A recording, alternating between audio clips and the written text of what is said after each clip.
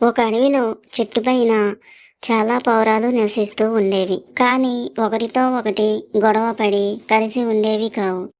అవి ఒక్కొక్కటి వేరువేరుగా ఎగురుతూ ఉండేవి.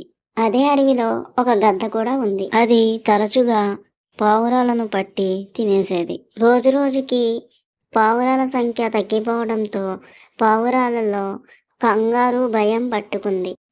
అవన్నీ ఒకరోజు సమావేశమై ఈ సమస్యను ఎలా పరిష్కరించుకోవాలో ఆలోచిస్తున్నాయి.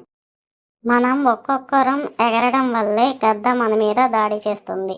అదే మనమందరం కలిసి ఎగిరితే అదేమీ చేయలేదు. కాబట్టి అందరం కలిసి ఉందాం అంది అందులో ఒక పావురం. ఆ రోజు నుంచి పావురాలు గుంపుగానే వెళ్తున్నాయి.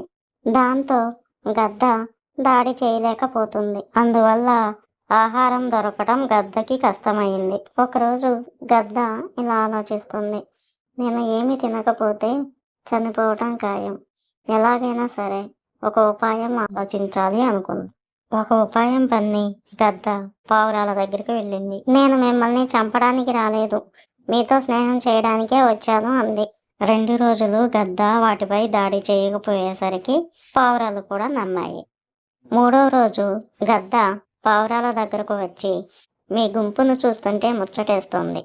కానీ మీకో నాయకుడు అవసరం. మీకో నాయకుడు ఉంటే మరింత బలంగా ఉండవచ్చు అంది.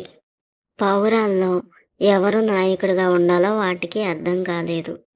అప్పుడు గద్ద, మీకు అభ్యంతరం లేకపోతే నేనే నాయకుడిగా ఉంటాను అంది. అలాగే అన్నాయి పావురాలు. అయితే నాయకుడైన నాకు రోజు భోజనం మీరే చూడాలి అంది. రోజుకో పావురం నాకు ఆహారంగా రావాలి అంది గద్ద.